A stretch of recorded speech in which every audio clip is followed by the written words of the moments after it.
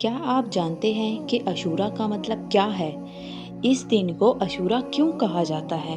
اور آخر 10 محرم کو ایسا کیا ہوا تھا کہ یہ دن صدیوں سے مسلمانوں کے لیے خاص اہمیت رکھتا ہے؟ یہ دن صرف ایک تاریخ نہیں بلکہ صبر، شکر، قربانی اور اللہ پر بھروسے کا عظیم پیغام ہے۔ محرم الحرام اسلامی سال کا پہلا مہینہ ہے اور اس کی 10ویں تاریخ کو یوم عاشورہ کہا جاتا ہے۔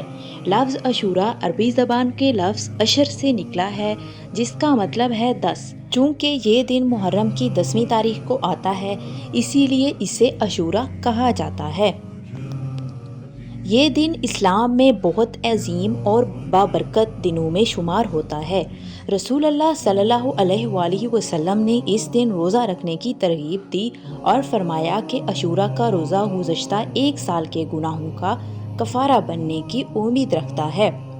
اب سوال یہ ہے کہ اس دن کیا کیا اہم واقعات پیش آئے؟ سب سے مشہور واقعہ حضرت موسیٰ علیہ السلام کا ہے۔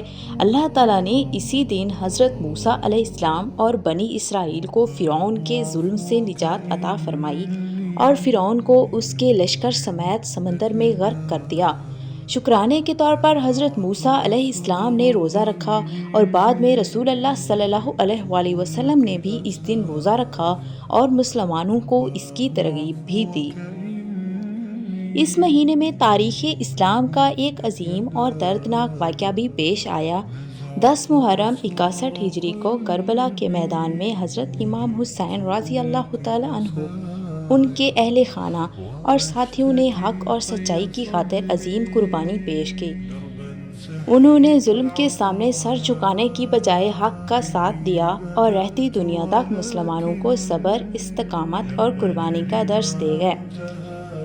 نمبر 1، اللہ کی مدد ہمیشہ حق والوں کے ساتھ ہوتی ہے۔ نمبر 2، صبر کرنے والوں کو اللہ کبھی تنہا نہیں چھوڑتا۔ نمبر 3، ظلم کے سامنے ڈٹ جانا ایمان کی نشانی ہے۔